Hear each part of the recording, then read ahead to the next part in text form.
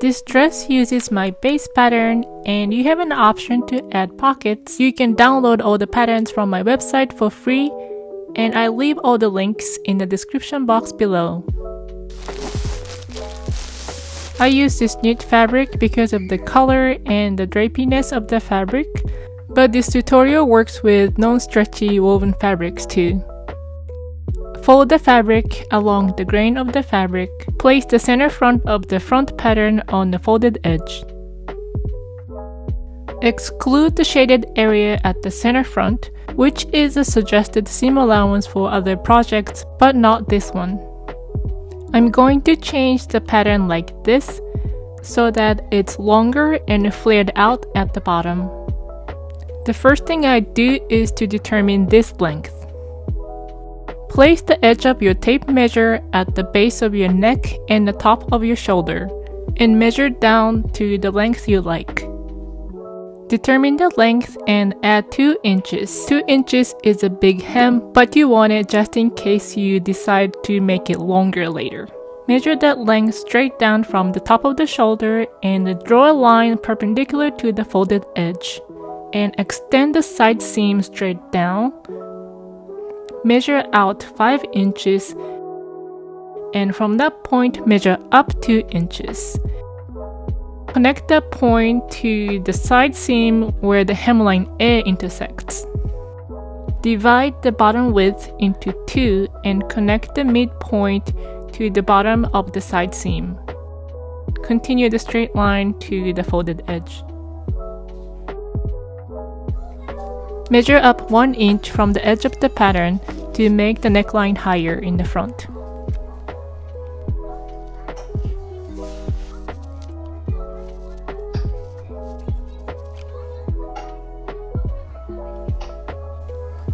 The pattern has 1 inch of shaded area at the sleeve hems, but for this project I want to make it ½ inch here because I'm going to add ruffles with ½ inch seam allowance later.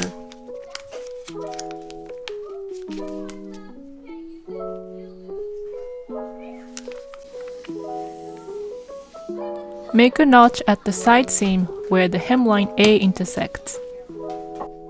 Measure between the cut edge and the bottom of the pattern and transfer that measurement to the back pieces. Measure down from the edge of the pattern and draw a line perpendicular to the savage edges. And basically repeat the things you did on the front piece.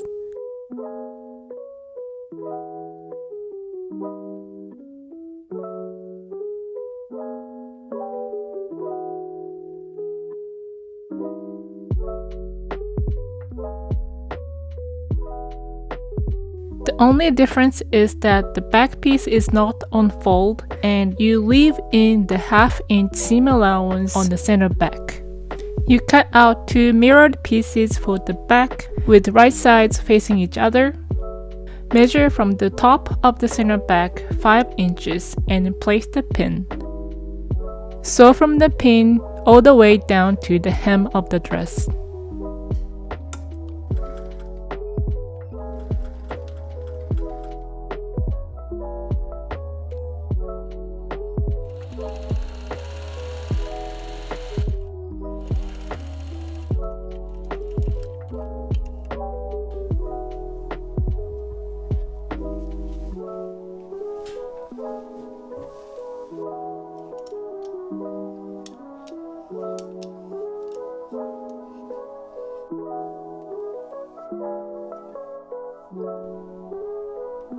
Cut 4 pocket pieces and place them right under the notches in the side seams.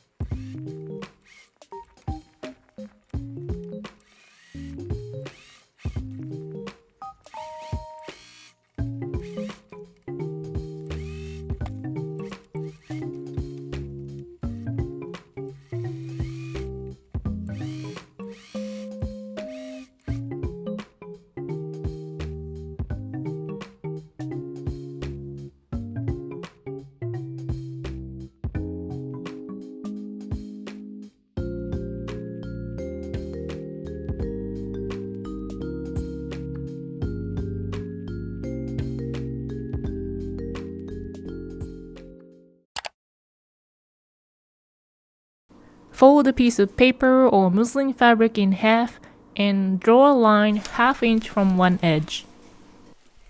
Draw an arc 5 inches from one corner.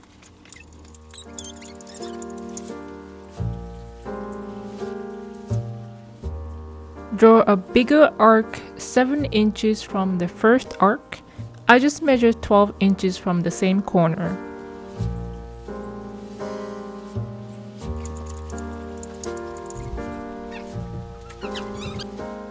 Add 1/2 inch seam allowances to the inside and the outside of the ruffle.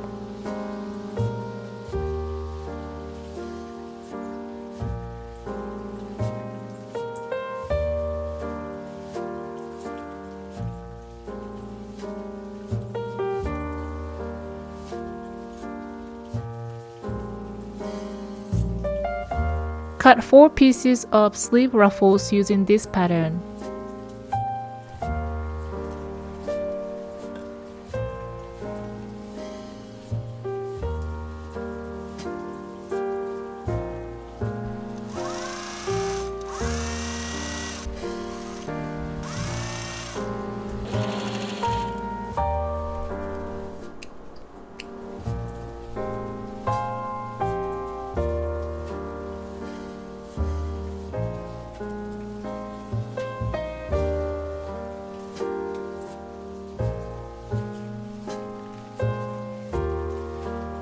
Place one ruffle piece over another with right sides facing each other,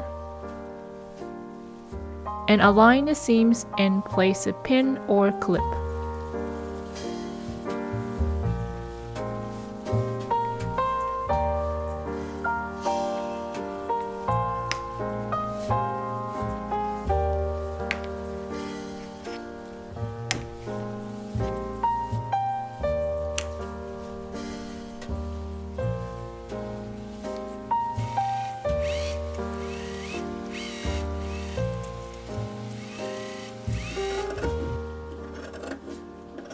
Trim the seam allowances to about 1/4 of an inch.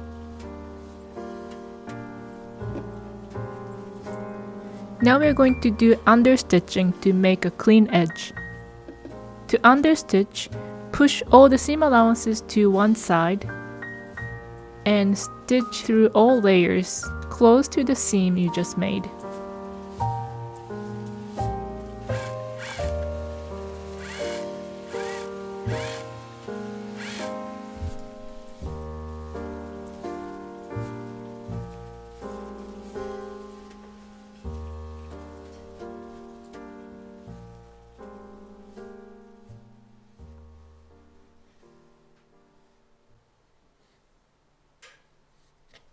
Working in a small section at a time, smooth out the fabric starting from the edge of the ruffle and place the pin in the inner corner.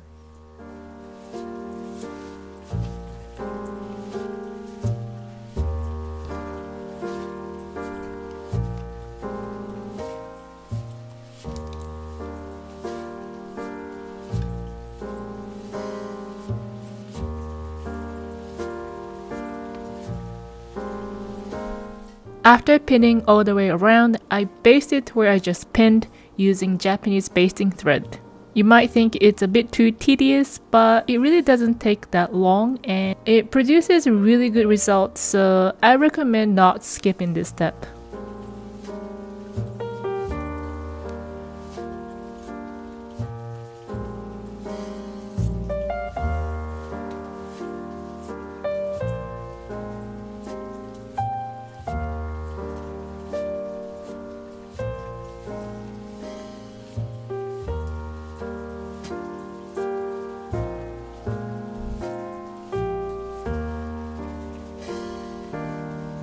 Before attaching the ruffles to the sleeve, press the shoulder seams open. And it is also a really good idea to go over all the seams with an iron. Stretch the underarm seam allowances as much as possible. Because of the underarm curve, the edge of the seam allowance is shorter than the seam itself, so the seam allowances tend to pull the underarm seam from inside. Stretching out the seam allowances as much as possible here will help them sit better.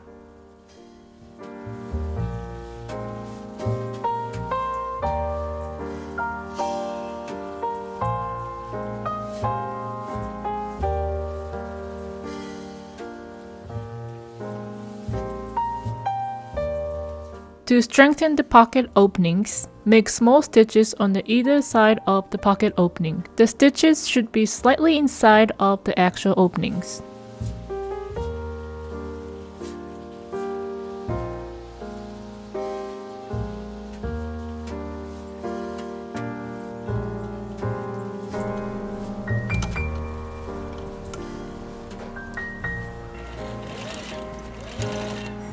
Align the seam on the ruffle and underarm seam on the bodice.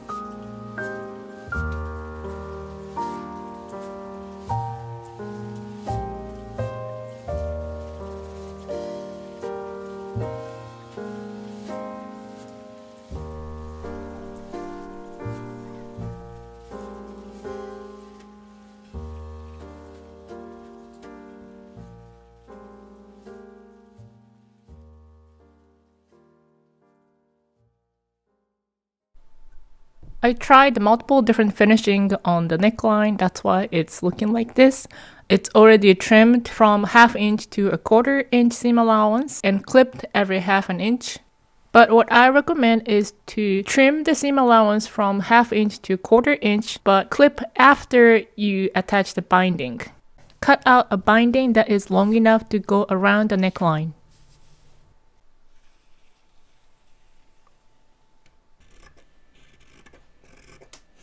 Before attaching the neck binding, fold the seam allowances at the center back and sew around it to finish the center back opening.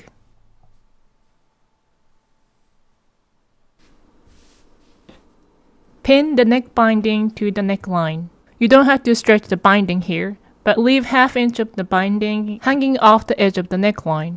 If you are using non-stretchy woven fabric, I explain how to finish the neckline with bias binding in another video. I'll leave the link in the description box.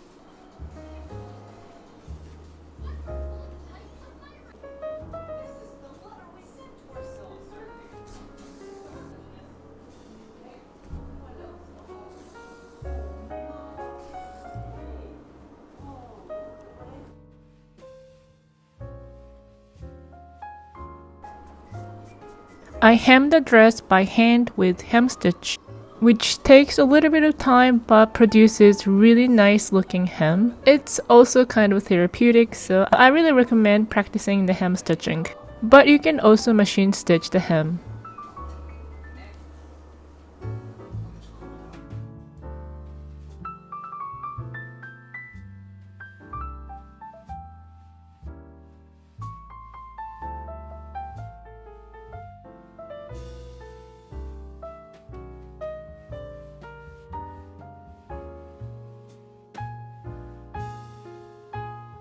I added a small hook and a thread bar at the center back.